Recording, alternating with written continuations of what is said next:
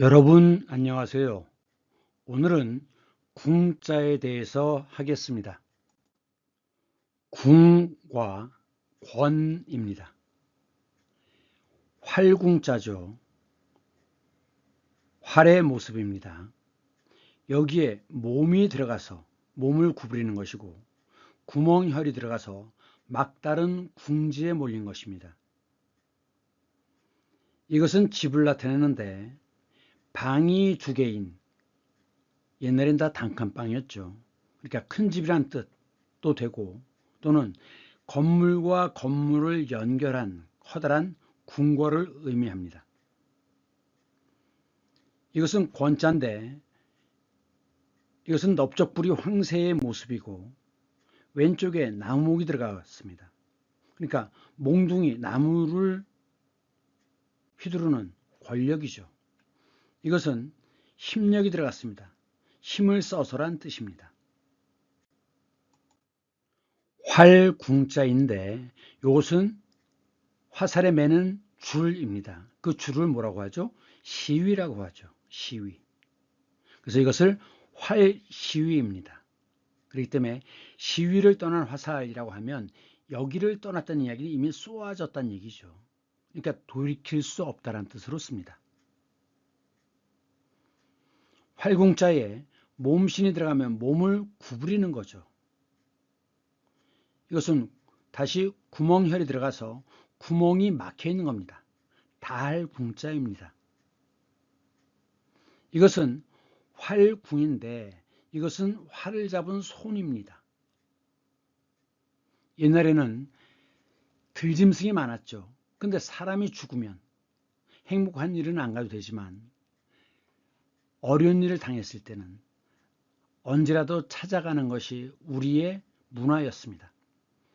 그러니까 사람이 죽으면 조문을 하러 가야 되는데 들짐승이 많기 때문에 늘 조문을 갈 때는 활을 손에 쥐고 나가는 거죠. 그래서 조문할 조입니다. 궁이라고 읽지 않습니다. 조로 음이 바뀌었습니다. 이것은 나무목이 들어가서 몽둥이 지휘봉을 휘두르는 권력을 의미하고, 이것은 힘력이 들어가서 힘을 써서 권한다는 뜻입니다. 그래서 서양의 궁을 양궁이라고 하고 우리나라의 전통적인 활, 이거죠. 이것을 국궁이라고 합니다. 그리고 이성계는 활을 매우 잘 쏘아 맞췄다 그러죠. 그렇게 뛰어난 활솜씨를 지녔을 때 신궁이라고 얘기합니다. 그리고 활과 화살을 얘기할 때는 궁시라고 얘기합니다. 물론 화살이라고 할 때는 전자를 쓰기도 합니다. 전. 그 다음 궁형이라고 하면 활처럼 굽은 모습이죠. 형태란 뜻이죠. 궁형. 원래 우리나라는 신라의 경우에는 박석김 세 개의 혈족이 지배층을 이루고서 돌아가면서 왕자리를 나눴는데, 흉노의 후손인 김알지가 선진 문물을 가지고 신라로 넘어오죠. 그래서 그 김씨들은 유목민족 흉노와 연관되어 있습니다. 그런데 나중에 이제 우리나라는 점차 농경으로 바뀌잖아요. 모든 게. 농사가 모든 것의 중심이 됩니다. 그런데 유목민족은 말을 타고 멀리서 달려오잖아요. 그러면서 이제 그 약간 둥글게 굽어진 칼로 약간 휘어진 이유는 뭐냐면, 말을 달리면서 베기에는 직선이 아니라 약간 굽어져야 잘 벨 수 있다고 합니다. 그러니까 그 유목민족을 당해낼 수가 없는 거예요. 따라서 우리 민족은, 농경민족인 우리 민족은 멀리서부터 적을 제압해야 되거든요. 먼 거리에서. 그래서 우리 민족의 경우에는 활이 전투의 중심이 됩니다. 혹시 영화 중에 최종병기 활이라고 하는 영화 보셨는지 모르겠어요. 어쨌든 우리가 스스로를 방어할 수 있는 방법은 최적의 것이 우선 활로 방어해야 되는 겁니다. 그런데 유목민족은 적을 공격하고서 후퇴하다가 쫓아오면 뒤로 돌아서 활을 쏘죠. 그러니까 추격을 못합니다. 그런데 이렇게 뒤를 돌아서 활을 쏠 수 있는 이것이 바로 등자입니다. 여기 지금 발걸이가 있죠. 이 등자가 있기 때문에 달리는 말 위에서도 뒤로 돌아 화살을 쏠 수 있다는 겁니다. 그 다음 여기에 고구려 벽화인데 여기에 조우관을 보실 수 있죠. 처음엔 이것이 까마귀의 깃털이 아니었을까 생각합니다. 그 다음 여기를 보시면 지금 이렇게 약간 들어가 있는 삼각형이 아니라 들어가 있는 요 형태, 이것을 궁룡이라고 합니다. 궁룡. 하늘궁, 활골융자예요. 궁룡이라고 건축학에서만 쓰는 용어인데 이 궁룡이라는 것이 바로 아치와 같은 것입니다. 이 아치가 바로 궁형이죠. 궁형. 활처럼 굽은 모습. 우선 이런 형태를 뭐라고 하느냐, 이것을 아치라고 합니다. 아치. 그런데 여기에 이제 나무 틀로 이렇게 만들어 놓고 나서 양옆에 돌을 쌓아 올라가죠. 그리고 나서 요 정 가운데에 이렇게 도끼날 모양의 요걸 쇠기라고 하죠. 이것을 박습니다. 그러면 이 쇠기의 특징은 뭐냐? 위에서 큰 힘으로 눌러도 오히려 이 아치는 버티는 힘이 강해진다는 겁니다. 물론 누르면 그 힘이 옆으로 퍼져나가서 이게 무너지니까 이 옆에도 아치가 있고 계속 양쪽으로 아치가 계속 있으면서 마지막 아치에서는 막아주는 힘이 있어야 됩니다. 그렇긴 하지만 어쨌든 이 아치는 일단 매우 단단하고 무너지지 않죠.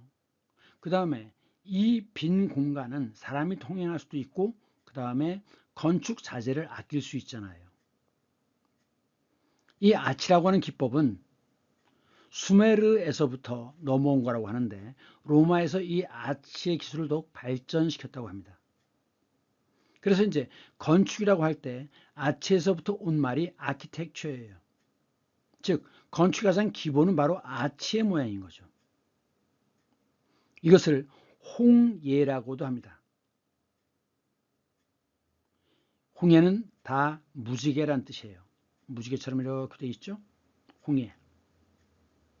그 다음 요것을 쇠기라고 하는데 쇠기를 박다라는 건 일단 이걸 박으면 더 이상 움직이지 않고 변화시킬 수 없죠. 아무리 위에서 눌러도 변형되지 않습니다.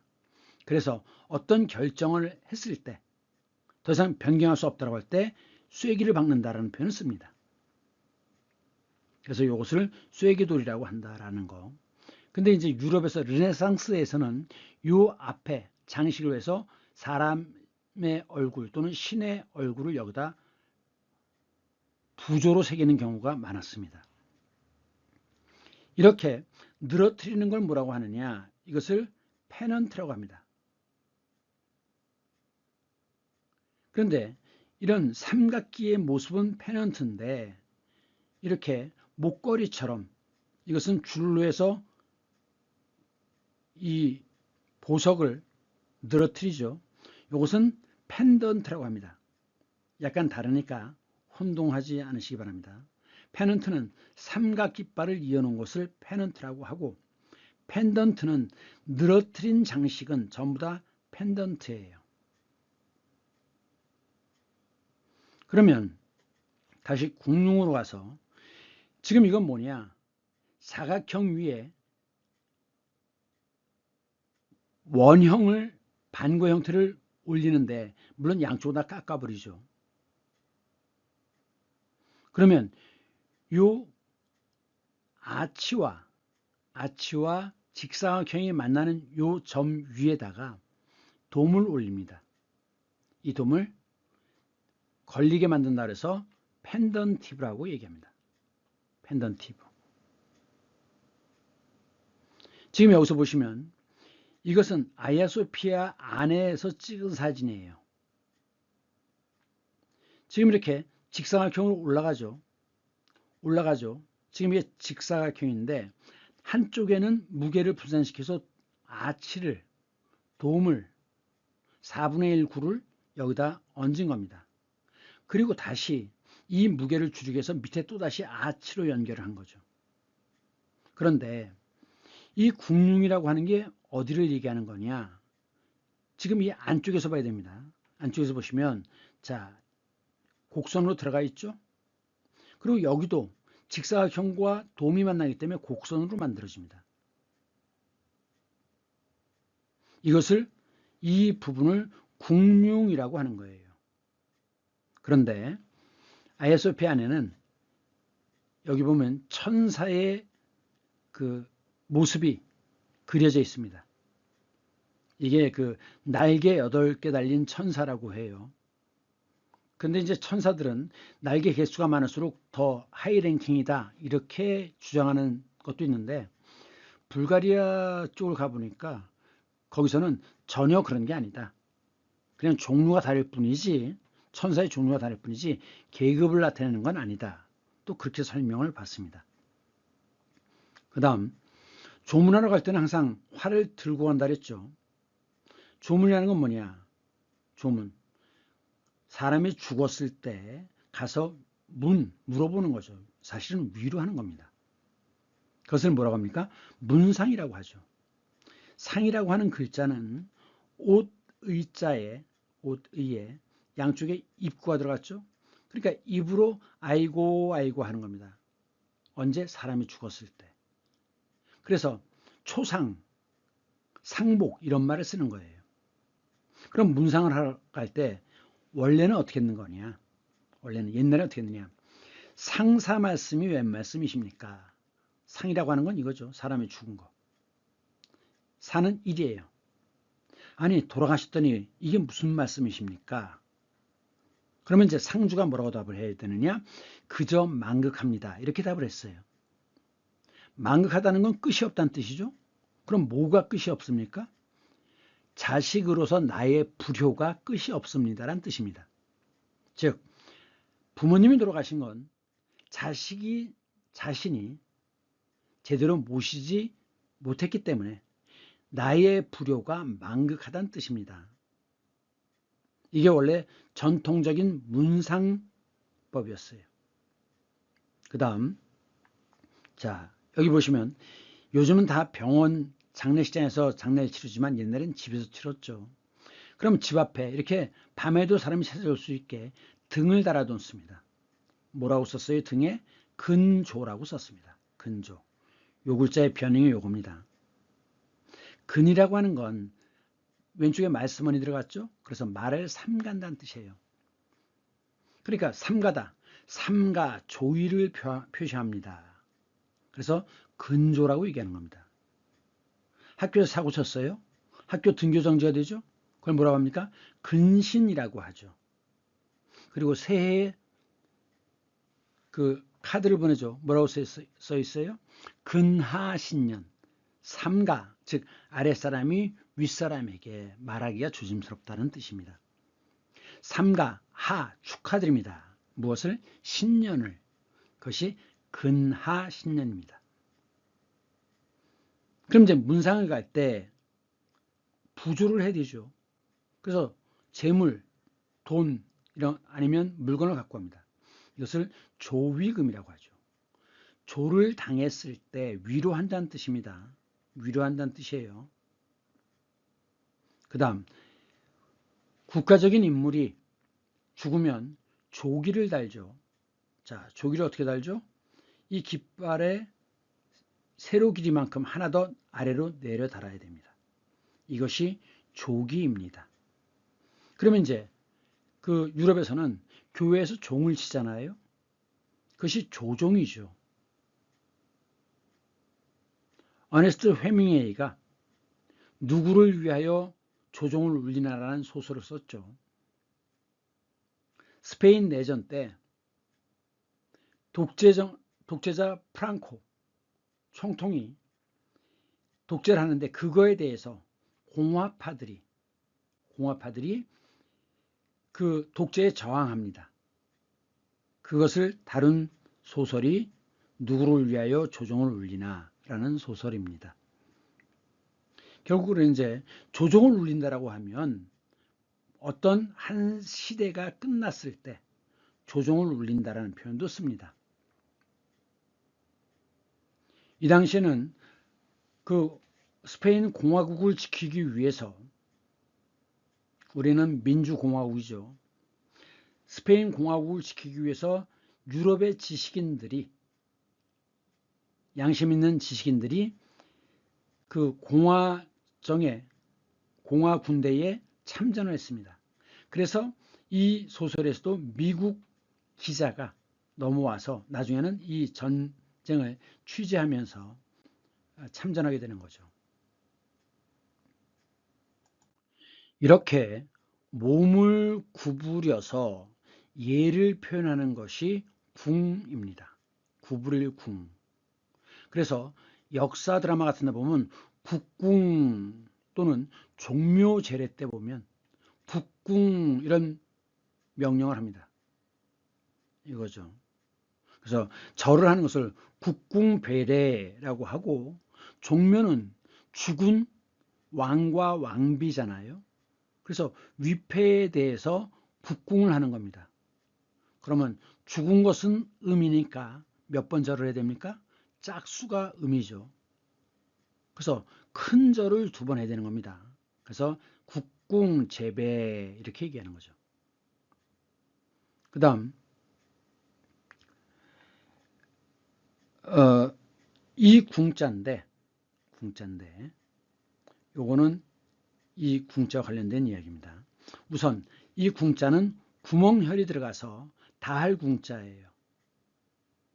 그래서 무궁화 꽃이죠. 이 무궁화는 보통 화무십일홍, 꽃은 열흘을 넘지 못해요. 그런데 무궁화는 한쪽에서 꽃이 피었다가 질 때쯤 또 다른 쪽에서 또 꽃이 핍니다. 그래서 100일 동안 계속 꽃이 핀다는 거죠. 그래서 다함이 없는 꽃, 그래서 이름이 무궁화입니다. 우리나라의 꽃이죠. 국화. 그런데 열대지방에 가면 이 우리 무궁화와 같은 것이 이런 꽃이 있습니다. 다만 차이는 뭐냐? 수술이 이렇게 길게 바깥으로 나와 있어요. 이 꽃은 말레이시아에서는 붕아라야라고 하는데, 붕아는 꽃, 라야는 크다란 뜻입니다. 즉 국화란 뜻이에요. 그래서 말레이시아의 국화가 붕아라야입니다. 무궁화와 같은 종이에요. 심청전에서 신봉사가 아이고 내 팔자야 사궁지수 되었구나 라고 얘기하죠. 사궁은 4가지 궁핍함이에요. 그래서 환과 고독인데, 환은 호라비, 관은 호러미, 고는 부모 없는 어린애, 독은 자식이 없는 어른입니다. 그래서 고와 독신 이렇게 얘기하죠. 다할궁자입니다. 그 다음 끝까지 쫓아 들어가는 것이 추궁입니다. 너의 죄를 추궁한다. 그 다음 궁극적인 목표는 할 때 이 극도 역시 숫자 중에서 거의 끝에 해당되는 게 극이죠. 그래서 궁극적으로 라고 얘기합니다. 이 궁극과 같은 말이 극한입니다. 극한 직업이라고 얘기하죠. 이 극은 10의 36수인가 뭐 그렇게 됩니다. 매우 큰 수예요. 그 다음 궁벽한, 벽은 외지다란 뜻입니다. 외지다. 그러니까 아주 시골 깡촌, 이게 궁벽한 산골이죠.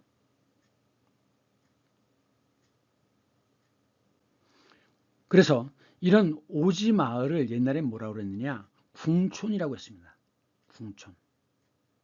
궁촌 마을 촌자죠. 그랬는데 이게 이제 실제로 그 마을 이름을 지을 때 이렇게 하면 기분 나쁘잖아요. 실제로 우리나라 산간오지에는 궁촌이라는 이름이 많습니다. 근데 이렇게 너무 없어 보이니까 이걸 슬쩍 궁궐 궁자로 바꿔서 궁촌 이렇게 바꿨죠. 원래 뜻은 이겁니다. 그 다음 궁색하다, 궁색한 변명, 색은 막힌다는 뜻이에요. 궁핍하다, 핍은 부족하는 거죠. 모자라는 겁니다. 그래서 궁핍한 생활. 그 다음 궁지에 몰리다, 막다른 길이죠. 그래서 궁지에 몰린 쥐는 고양이를 물어요. 그래서 너무 물지 말아라 그런 얘기를 합니다. 그 다음 궁기가 가득 껴서, 기는 기운입니다. 기색입니다. 이 기색은 겉으로 드러나잖아요. 그래서 겉으로 보이는 어려운 살림이 궁기입니다. 가난하고 어려운 게 빈궁한 거죠. 빈은 위는 나눌 분자고 밑에는 조개패입니다. 재물을 나누면 어떻게 돼요? 가난해지죠. 그래서 가난할 빈자입니다. 그 다음에 어이구 지질이 궁상이네. 지질이는 순우리말인데 매우 심하다는 뜻이에요. 그래서 아주 그 궁핍한 상황, 상태, 이것을 궁상이라고 합니다.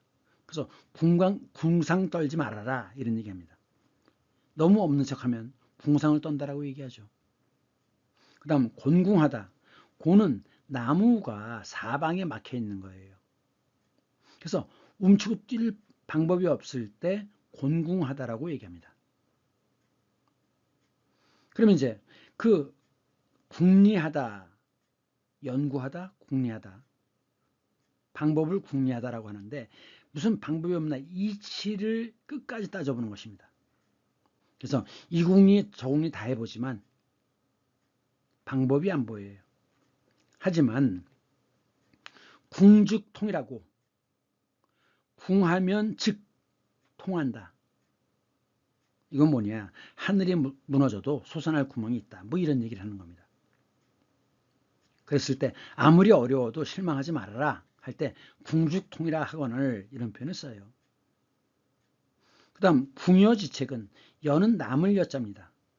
책은 계책이죠. 계책. 그러니까 매우 궁할 때 궁한 나머지 여자예요. 내는 꾀가, 이것이 궁여지책입니다. 그 다음 이것은 강태공의 그림인데 이 주나라를 세운 무왕의 아버지가 문왕이에요.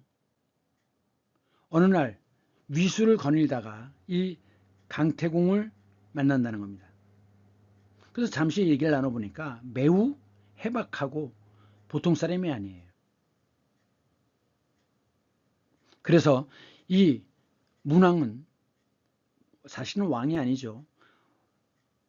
무왕이 나라를 세우고 주나라를 세우고 나서 자기 아버지를 왕으로 올린 거예요. 그런 것을 추증이라고 하는데 왕은 아닙니다.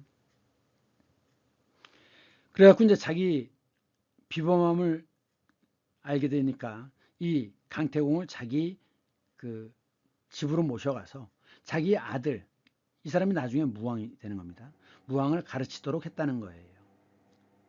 그래서 이 강태공은, 태공이란 말은 이제 재상이 되고 나서 나중에는 그 제후가 됩니다. 즉 한 지역을 지배하는 왕이 된다는 거죠. 그래서 이 왕이 바로 공입니다. 제후를 공이라고 부르는 거예요. 그 중에서도 크니까 태공이라고 하는 겁니다. 그런데 이 강태공은 80살이 될 때까지는 그저 낚시를 하는데, 원래 낚시는 그 끝이 이렇게 구부러져야 고기를 낚을 거 아니에요. 근데 고든 낚시를 썼다는 겁니다. 그러면서 그 세상의 이치를 따져보고 뭐 했겠죠. 이 80까지는 매우 어려운 살림을 했다는 거죠. 그래서 궁80이라는 말을 씁니다. 80이 돼서야 비로소 그 살림이 피고 인정을 받았다는 겁니다. 그래서 인생 궁80 이런 말을 쓰면 뭐냐. 지금은 내가 비록 어렵지만 조금만 기다려라. 나에게도 어떤 기회가 올 것이라는 뜻입니다. 어쨌든 이 강태공이 80 평생 낚시를 했기 때문에 이 강태공 하면은 낚시꾼이라는 의미로도 쓰는 거고, 그 다음에 강태공 낚시꾼을 강태공이라고 비유한다면 그것은 뭔가 제기를 기다리는 사람, 이런 의미로도 씁니다.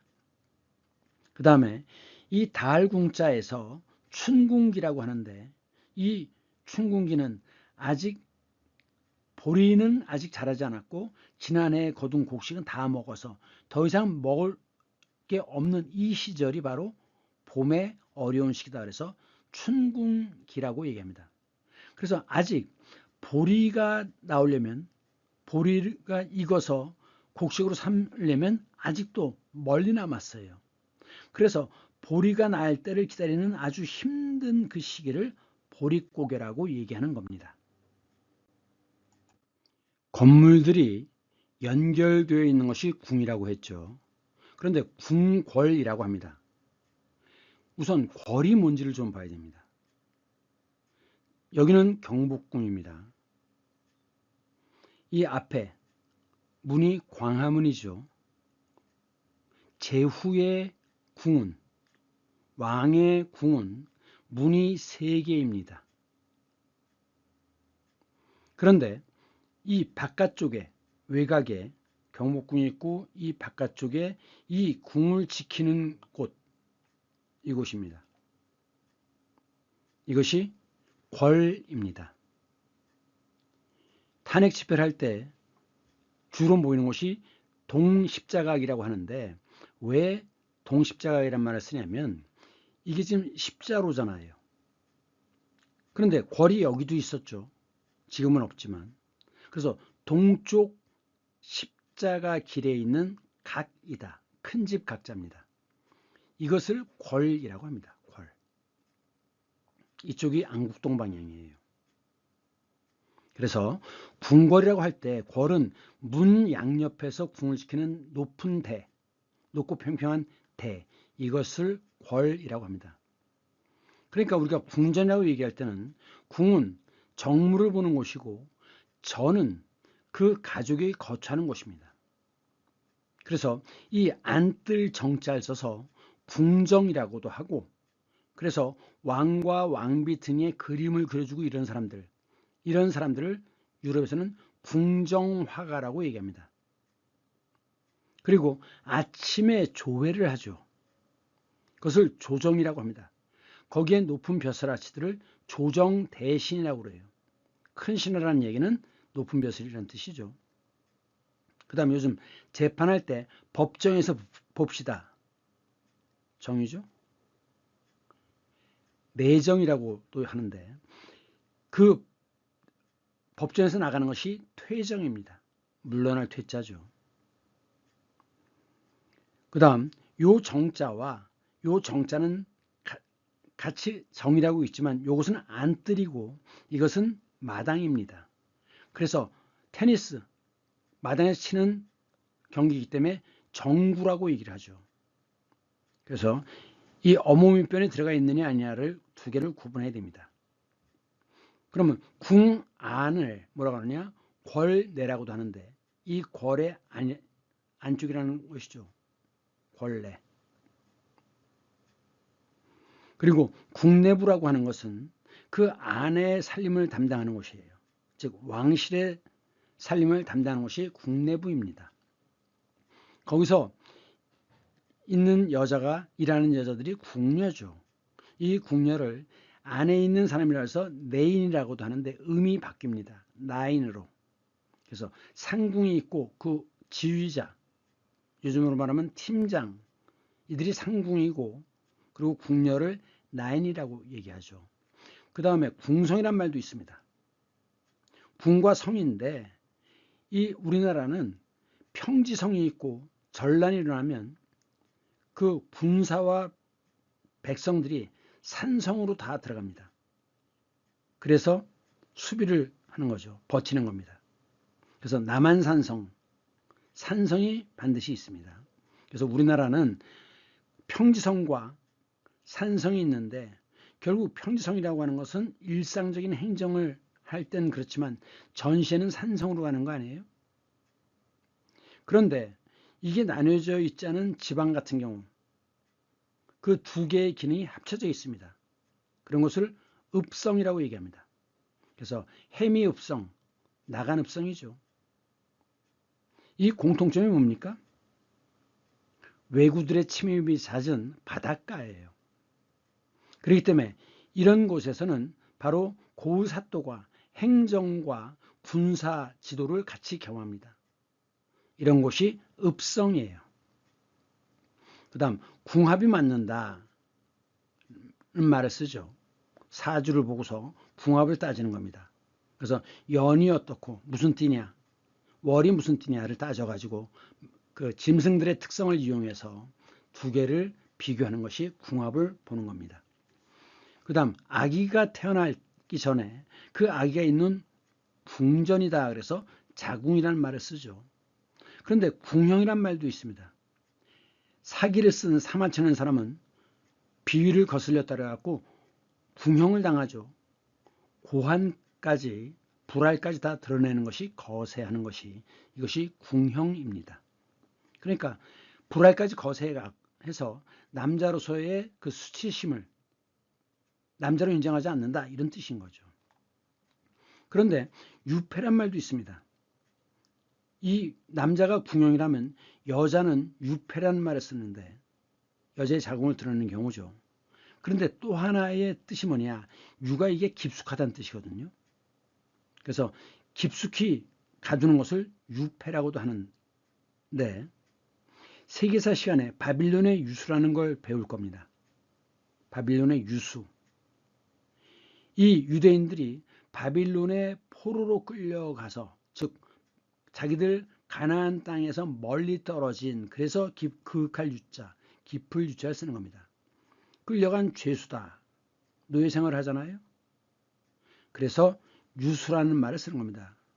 수는 네모 안에 사람이 갇혀 있는 거죠. 죄수란 뜻입니다. 그래서 이것은 깊다는 뜻이에요. 그윽한. 그래서 이제 사람이 죽으면 유령이 되는 거죠. 눈에는 보이지 않지만 그런 뜻이에요. 그 다음에 유명을 달리하다라는 건 죽었다는 뜻입니다. 명은 해가 지금 무엇인가에 덮여 있는 거죠. 그래서 어두울 명자입니다. 명상이라고 얘기하죠. 눈을 감고 생각하는 것.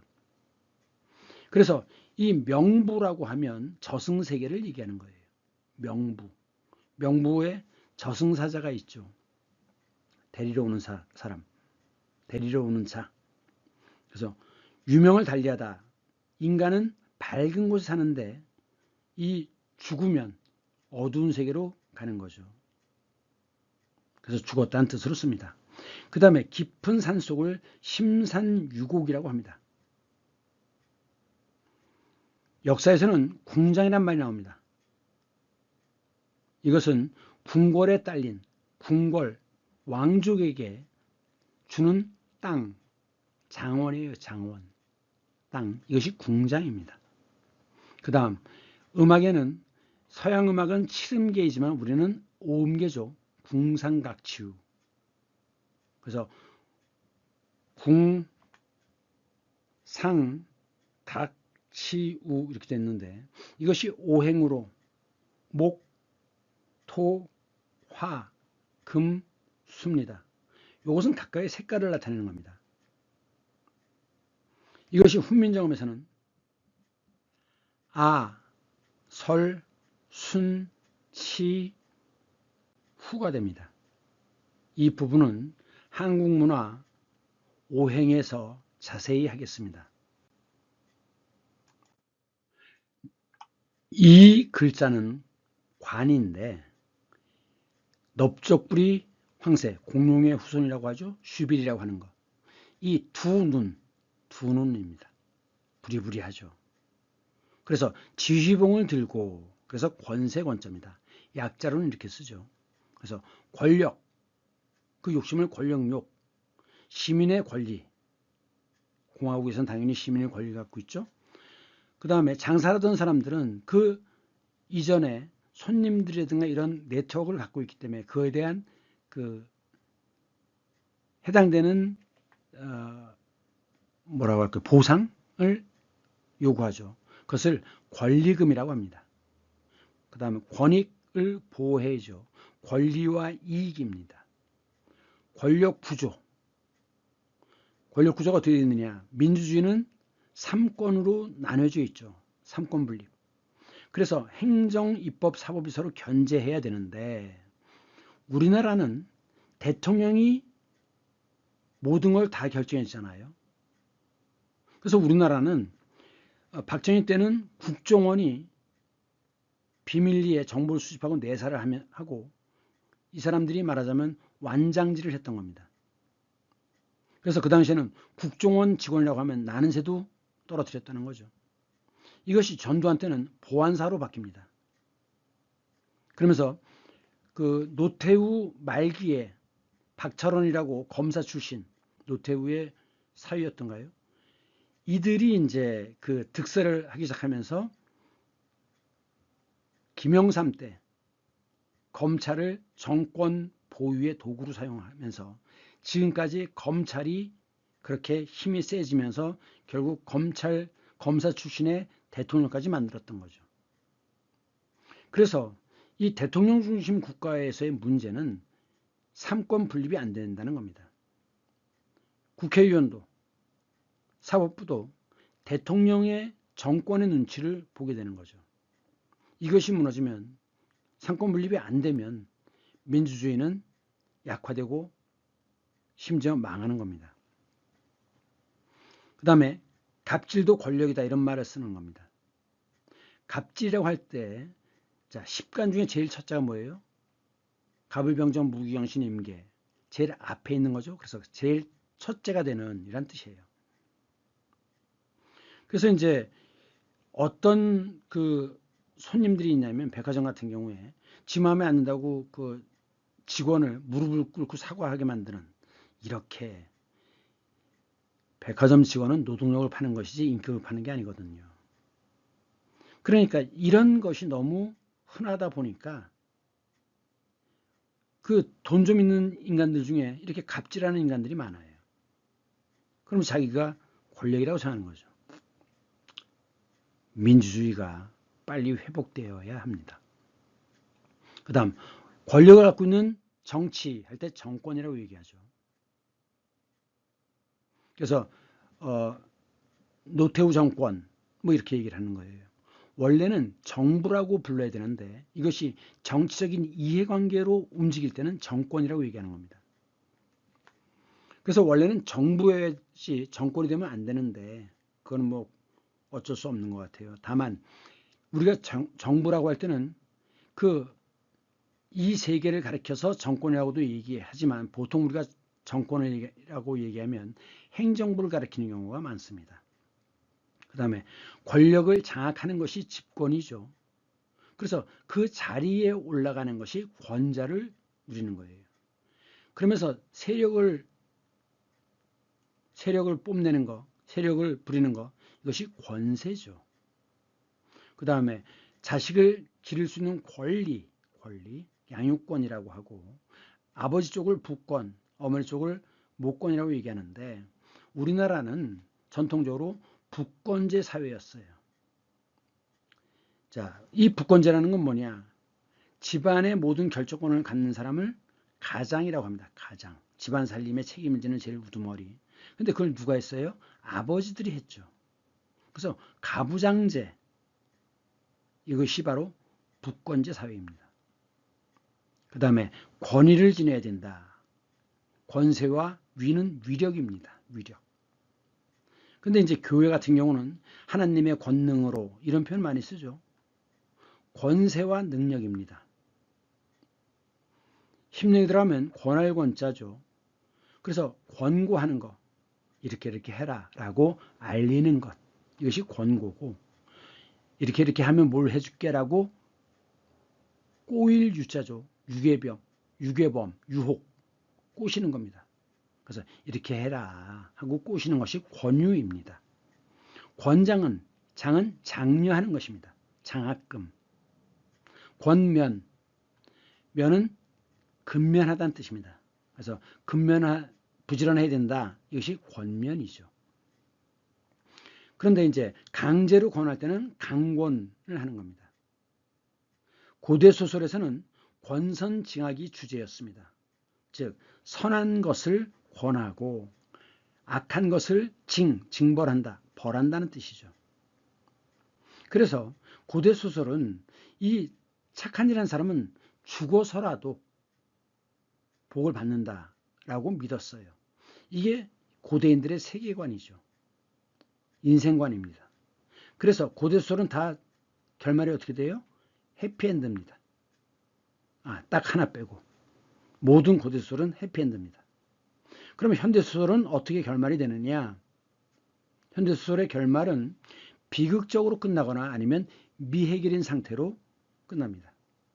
결국 현대인들은 더 이상 세상이 정의롭지 않다라고 생각하는 거죠.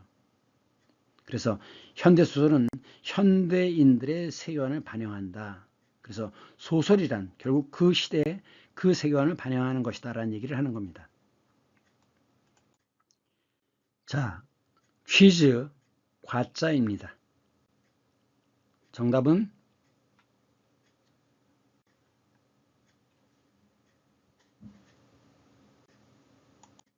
4번입니다.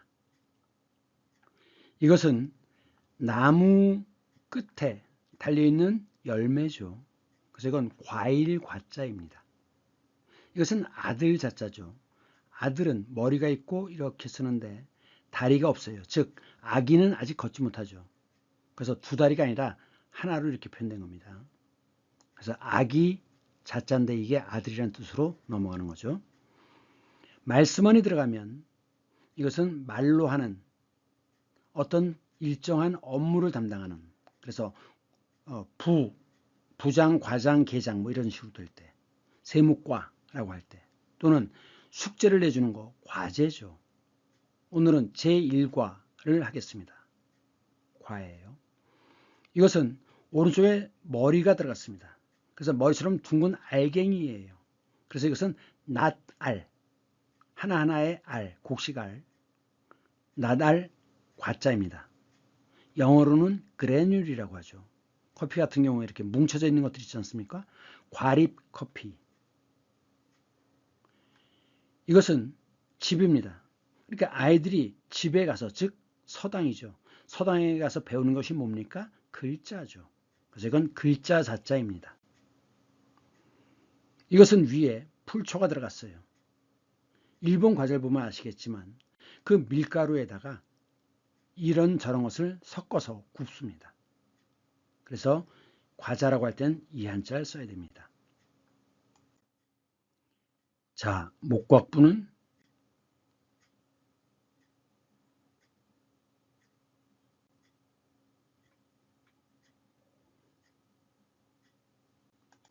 정답은 3번입니다.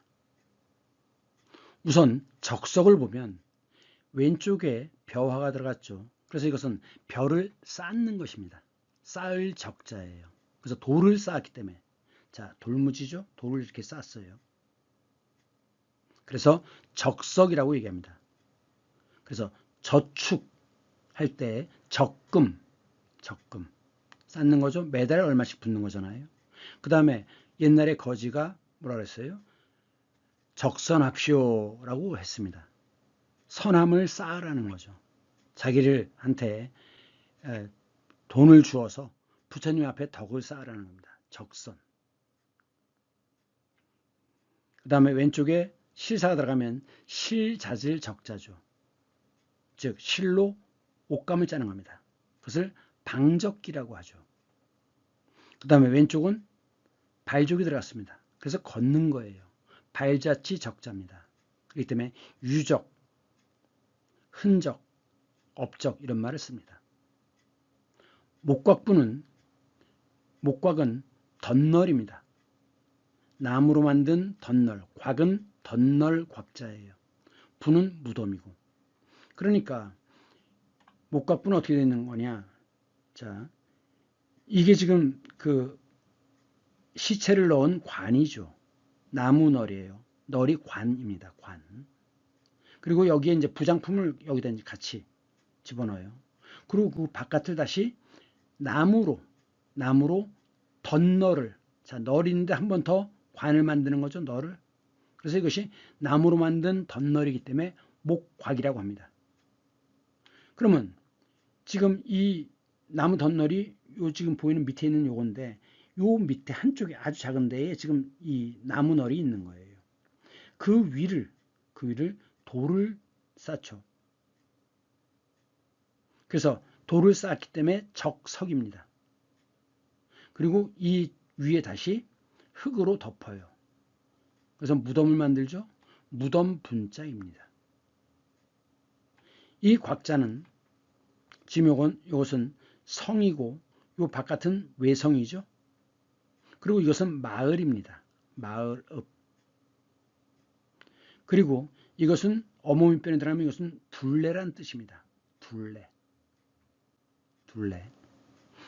그래서 얼굴에 윤곽할 때 곽윤곽 또는 일제시대 공창제도에 유곽이 있었습니다. 둘레 곽자예요. 이것은 마음심이 들어갔으니까 이 분자는 크다는 뜻인데 지금은 쓰지 않습니다. 근데 이 분자에 마음심이 들어가면 마음이 화가 나는 거죠. 그래서 분노, 울분이라는 뜻입니다. 그리고 이것은 곽자에 나무로 다시 만든 거죠. 나무 덧널입니다. 나무 덧널. 그리고 이것은 왼쪽에 흙터가 들어갔으니까 흙을 쌓았죠. 봉분입니다. 그런데 여기에 입구가 들어가면 이것은 입으로 뿜는 겁니다. 뿜을 분자예요. 그래서 물을 뿜는 곳이 분수대죠. 또는 용암이 뿜어져 나와요. 용암 분출이라고 얘기합니다. 이곳은 예실 모스크인데 오스만 제국을 창건한 오스만 가지라는 사람이 있는데 그 오스만 가지와 그 아들 오르한 가지의 영묘예요. 그럼 예실 모스크 할 때 예실은 뭐냐? 녹색이라는 뜻인데 녹색. 푸른색으로 보이죠? 지금 이 벽면을 보시면 이 부분을 확대한 겁니다. 그리고 여기에 관이 있죠. 그래서 위에 있는 것은 꾸며놓은 관인데 실제로 시체는 그 밑으로 땅 속으로 들어가 있어요.